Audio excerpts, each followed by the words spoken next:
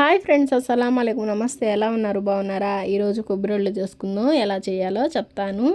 KG బెల్లం, 1.5 KG బియ్యం, 50 గ్రాముల కన్నా తక్కువ ఎండు కొబ్బరి, 4-5 యాలకులు, కేజీ బెల్లాన్ని పగలు కొట్టి బెల్లం మునిగేలాగా నీళ్లు వేసుకొనేయండి. ఎక్కువ వేసుకోబాకండి. 1.5 కేజీ బియ్యం ఒక రోజంతా నానబెట్టిన తర్వాత బియ్యం పిండి చేసుకోండి. ఇంక 50 గ్రాముల కన్నా తక్కువగా ఎండు కొబ్బరిని మిక్సీ వేసుకోండి. ఒక 4-5 యాలకులు దాంట్లోనే వేసేసి ఈ వీడియోలో చూపించేలాగా ఉండగా వచ్చిన తర్వాత కొబ్బరి పొడి వేసేసేయండి. దాంట్లో ఇంక 2 నిమిషాలు తాలి ఈ బియ్యం పిండిని కూడా వేసేసి నూనె బాగా కాగిన తర్వాత ఇది పిండి ఉంటుంది చూసారా, ఉండలు లేకుండా బాగా కలుపుకోండి. నూనె బాగా కాగిన తర్వాత ఈ వడలు మనం వేసుకుంటాం చూసారా ఇంట్లో, అలాగా వడలు వేసుకోండి. చాలా బాగుంటుంది.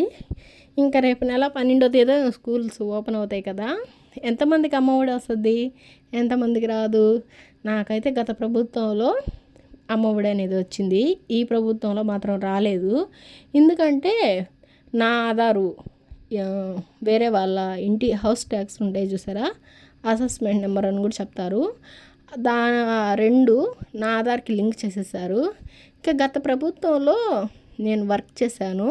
అప్పుడు కొంతమంది తెలిసిన వాళ్ళ ద్వారా ఒకటి తీపిచ్చేసాను, 2 తీపిచ్చేదానికి వెళ్ళాను. నావి కావు, అది అసెస్మెంట్ నెంబర్స్ అని చెప్పి వాళ్ళు ఒకటే తీశారు. ఇంకోటి తీసేదానికి పోతుంటే రిమూవ్ అవటం లేదు. అది ఎందుకు అనేది తెలియటం లేదు. సచివాలయంకి వెళ్తే అస్సలకి మాట వింటాం లేదమ్మా సెక్రటరీలు అయితే. గత ప్రభుత్వంలో నేను వర్క్ చేశానని చెప్పాను కదా, అప్పుడు మా సెక్రటరీలు ఉండారు, చాలా మంచోళ్ళు.